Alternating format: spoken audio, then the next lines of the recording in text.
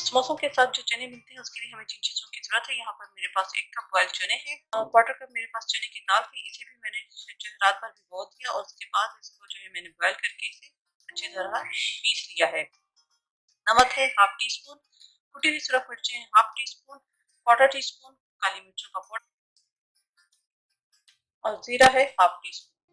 यहाँ पैन के अंदर पहले हम दाल हमने वो डाल देंगे, इसके अंदर डालेंगे नमक, कुटी हुई सूरख मिर्चें, काली मिर्च, जीरा, मिक्स करेंगे।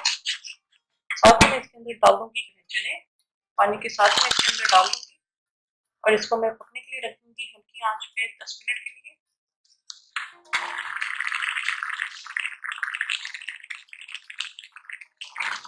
जी ये चने जो है हमारे तैयार हो चुके हैं, इसे मैं सर्विंग बाउल में निकालूंगी।